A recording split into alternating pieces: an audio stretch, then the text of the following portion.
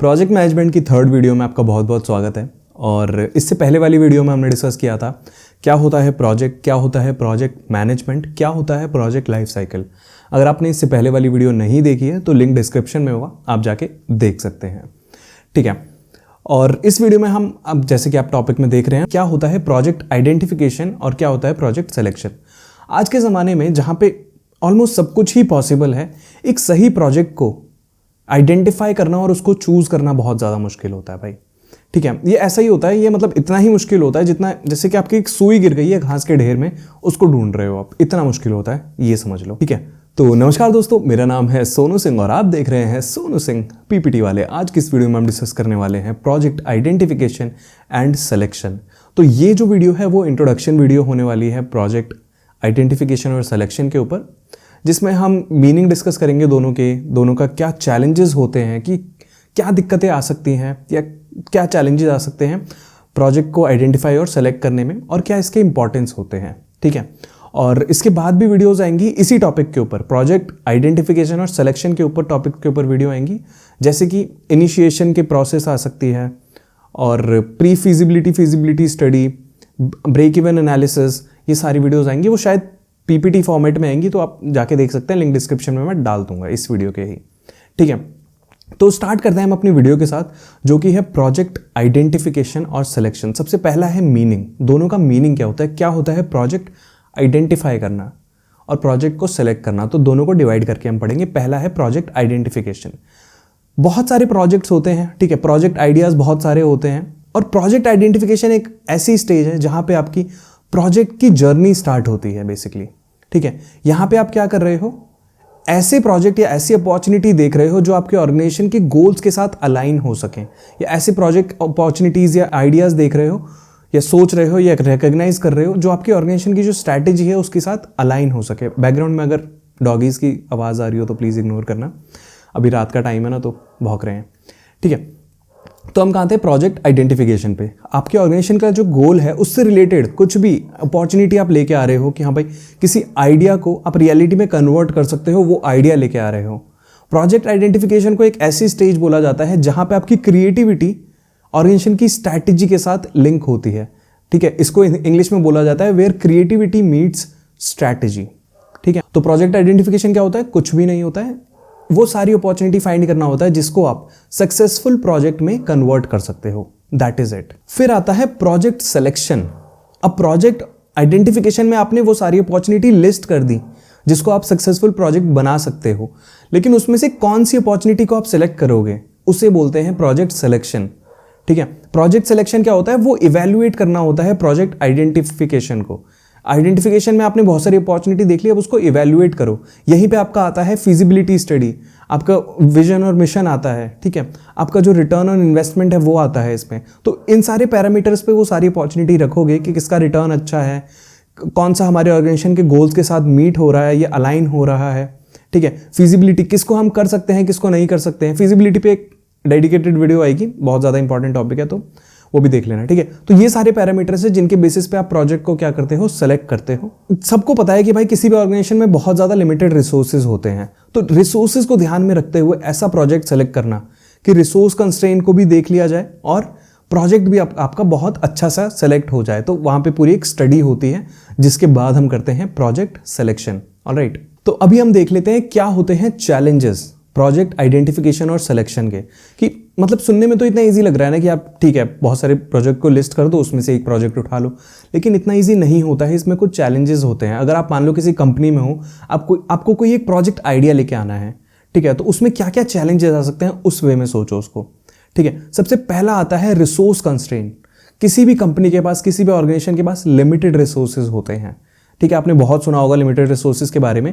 तो रिसोर्सेज ऐसे नहीं है कि जितने मर्जी उतने मिल जाएंगे आपको, रिसोर्सेज लिमिटेड होते हैं हमेशा।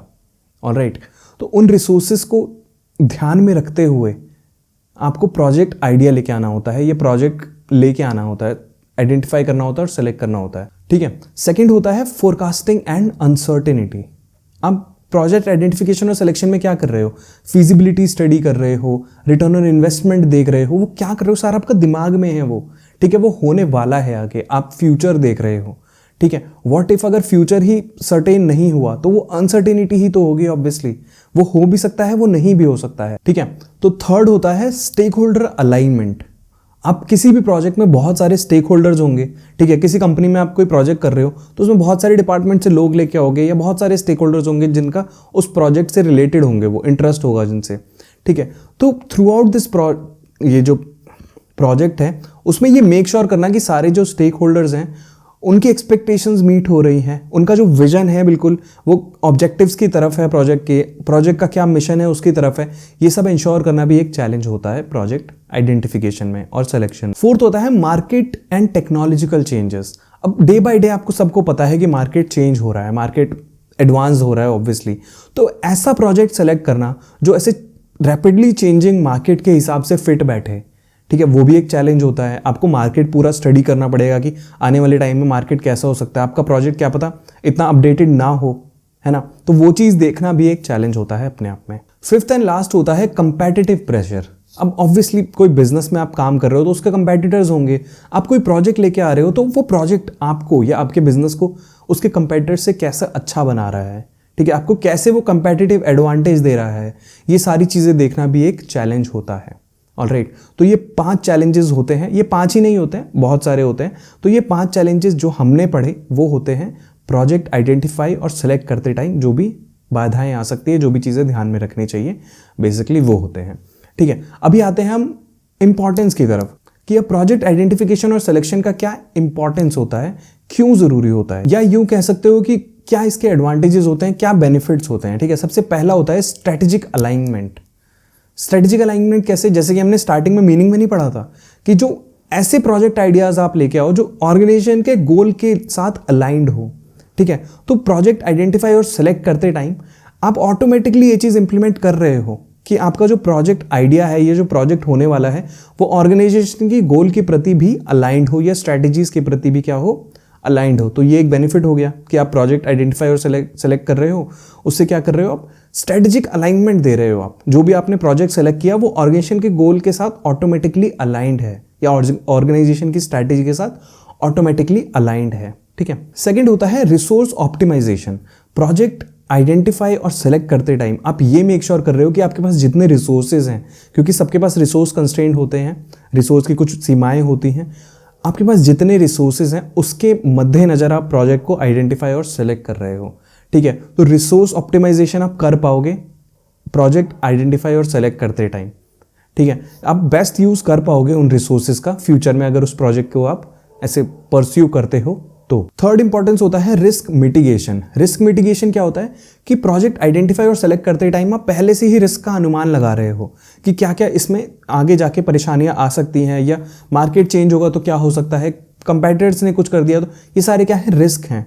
ठीक है, तो अगर पहले से ही ये चीज़ें सोच के चल रहे हो तो आपको क्या होगा, रिस्क रिवॉर्ड रेशियो बढ़ेगा आपका। ठीक है, क्योंकि आप पहले से उस चीज़ के लिए रेडी हो कि अगर वो चीज़ आ भी जाती है फ्यूचर में तो आप उसको हैंडल कर लोगे ईजिली। ठीक है, फोर्थ होता है मार्केट रेलेवेंस। जैसे कि हमने पहले भी पढ़ा था कि किसी भी प्रोजेक्ट को करते टाइम हम मार्केट को देखते हुए चल रहे हैं, मार्केट को स्टडी करते हुए चल रहे हैं। ठीक है, तो प्रोजेक्ट आइडेंटिफाई और सेलेक्ट करने के बाद वो मार्केट में रेलेवेंट रहेगा। मार्केट अगर चेंज भी हो जाता है तभी भी वो रेलेवेंट रहेगा, क्योंकि हमने इसीलिए उसको सिलेक्ट किया है क्योंकि वो आने वाले मार्केट के हिसाब से भी फिट बैठता है। ऑलराइट, तो ये भी एक हमारा इंपॉर्टेंस हो गया कि हमने जो भी प्रोजेक्ट आइडेंटिफाई किया है और सेलेक्ट किया है वो मार्केट के हिसाब से एकदम फिट बैठेगा। अगर मार्केट चेंज हो जाती है तो भी तो मार्केट में उसकी रेलेवेंस रहेगी। लास्ट होता है स्टेक होल्डर सेटिस्फैक्शन। अब जैसे कि मैंने बताया था कि किसी भी प्रोजेक्ट में बहुत सारे स्टेक होल्डर्स इन्वॉल्व रहते हैं। अब प्रोजेक्ट को आइडेंटिफाई और सेलेक्ट करते टाइम अगर स्टेक होल्डर्स को ध्यान में रखा गया और मेक श्योर किया गया कि उनके एक्सपेक्टेशन या उनके भी जो भी उनको बोला गया है वो सही हो रहा है और सही प्रोजेक्ट को सेलेक्ट किया गया, तो स्टेक होल्डर भी सेटिस्फाई होंगे, वो भी संतुष्ट होंगे उस डिसीजन से। प्रोजेक्ट आइडेंटिफिकेशन और सिलेक्शन क्या है, एक डिसीजन ही तो है। ठीक है, तो उस डिसीजन से कितने लोग इंपैक्ट हो रहे हैं उसमें स्टेक होल्डर्स भी आ सकते हैं। ऑलराइट, तो स्टेक होल्डर सेटिस्फैक्शन भी आपको देखते हुए चलना होता है प्रोजेक्ट आइडेंटिफिकेशन एंड सिलेक्शन में। और अगर अच्छा सिलेक्शन हो गया प्रोजेक्ट का तो स्टेक होल्डर्स क्या होते हैं, बहुत ज़्यादा संतुष्ट होते हैं उससे।